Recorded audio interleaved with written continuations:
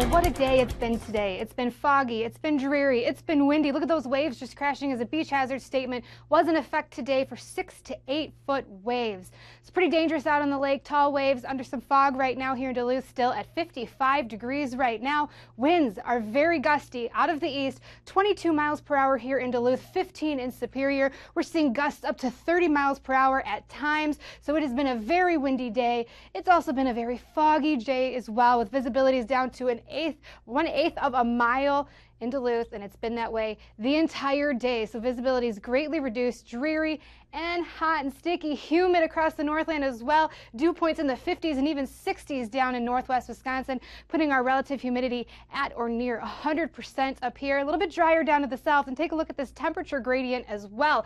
80s in Ironwood and Siren and Hayward, and then 60s as you push up to the north. So quite a difference in temperature, and that's because of a stationary front just parked right over northwest Wisconsin. So if you're north of it, you are wet and you are cooler. If you're south of it, you are drier and you are much warmer.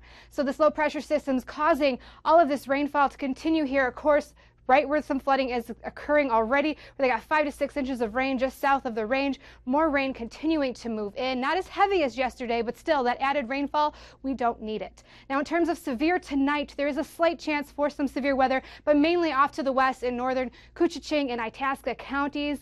And that's because this high pressure system is sliding up towards the north that way, bringing that wave of rainfall and storms. As we head into tomorrow, it starts to slide down to the south over us for the morning. And then you see storms really fire up along the fronts as we head into the afternoon and into the evening hours before it finally kicks on out of here by Sunday.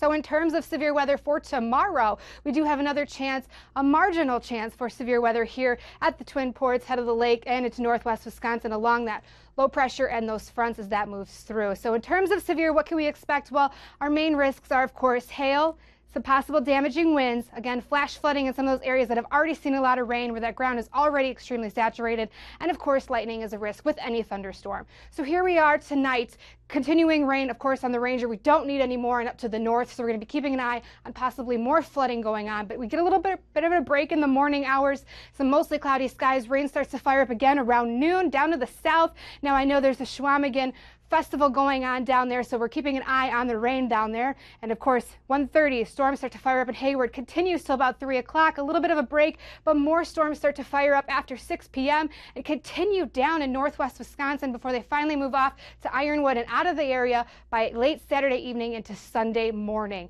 So then after that, a high pressure system settles in and clears our skies for the end of the weekend, right? I'll take that. That's good news. But for tonight, fog and storms continue. Temperatures dropping into the mid-50s for all of us, except for if you're in northwest Wisconsin, only the mid-60s as your low temperature. So quite a temperature gradient, again, still south of that front. And in terms of winds, it'll stay breezy for the rest of the evening, 5 to 20 mile per hour.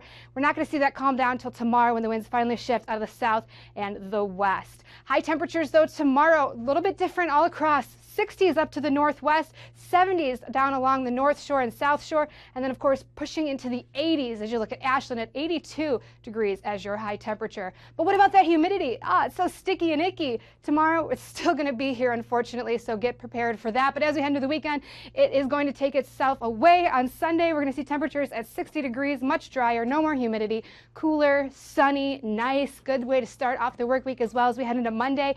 Tuesday, Wednesday, Thursday, Friday, some more impulses kind of come through the Northlands. We have a chance for more showers and storms, but temperatures slowly rising back into the low 70s. Brittany, thank you. And I feel like it's, the Dragon Boat Festival, always a terrible weekend. The weekend after is always beautiful. And then the weekend like this for the Balloon Festival last year was windy. They didn't get to go up. This weekend, the same thing. So sad. They never get to go up. Why don't they just do this earlier in the summer? I know, They should start Thanks, Brittany. You're welcome. We'll be right back. Here's Dylan with a look at what's coming up.